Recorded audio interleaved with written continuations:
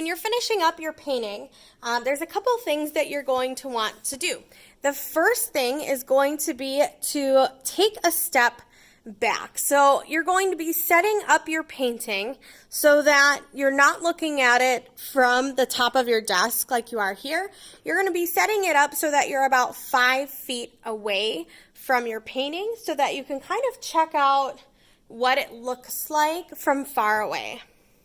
Once you've stepped back from your painting, you're no longer seeing your painting like this. So when you paint on your painting, a lot of times you're seeing it from a distorted angle.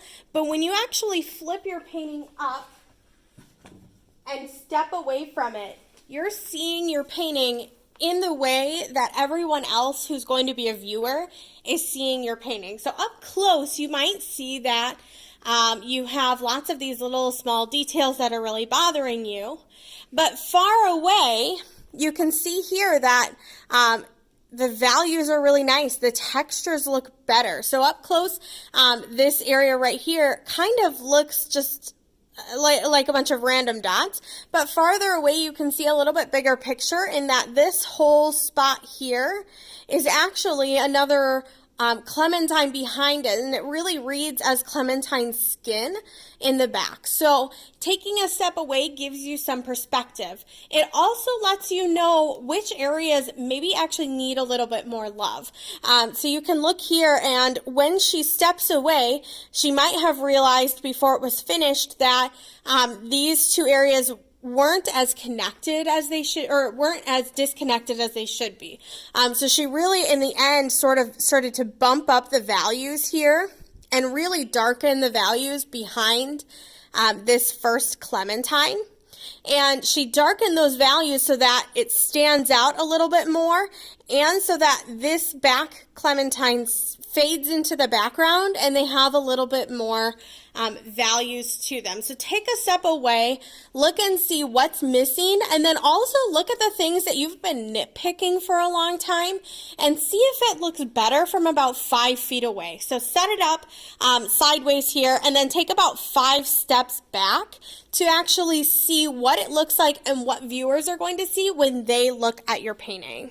Here are some other really great examples of finished paintings. You can see in this one, she's done a great job going through and putting in the values here, and really making sure that each color and value is represented and faded out. So she didn't just leave a bunch of like chunky values, which can sometimes happen when you're working with architectural really stark differences. She made sure to go in, and you can see here she's blended out really nicely all of these small details, and they make it so that when you step back and look at the painting, it has just this really nice dimensional quality. Even down here, these really beautiful fading right here just gives it a lot more dimension. So that's what you're looking for kind of in your last steps, are where do I need some of those extra pops of color? Are my values blended out? Things like that. And that's when you start to know that you're finished. When you take a step back and you feel like nothing's missing and everything stands out the right amount. Here's another really beautiful example. Lots of beautiful values down below. She went in toward the end and added some highlights up the plants here.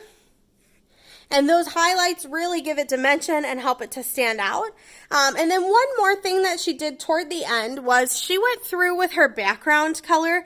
And her background color does have some variations, kind of hard to see in the video. But you've got some lightness to the background here, and it fades in to be a little bit darker and even darker over there. But what she did with that background color is she softly blended it, and then she went through and edged out the edges of the plant. So she kind of went through, she did her whole plant, and then addressed her background and gave it some really nice edges. And then here's my last example where she did a very similar thing. So the background is really dark because everything's shadowed and she's got lots and lots of detail. Notice that she did a really beautiful job adding texture here. So this texture is really beautiful, especially when you step farther away. It just reads really nice.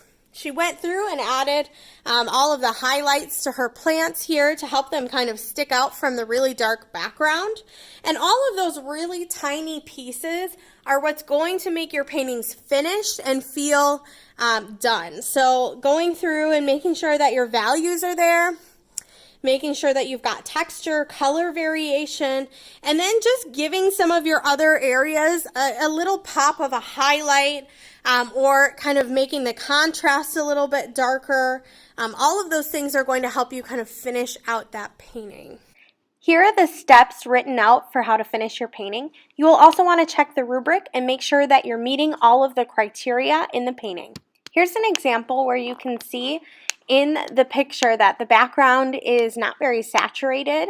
So when I stepped back, I knew it needed more saturation. So then I added in this picture the darker and deeper values, and that helped make my bowls stand out more.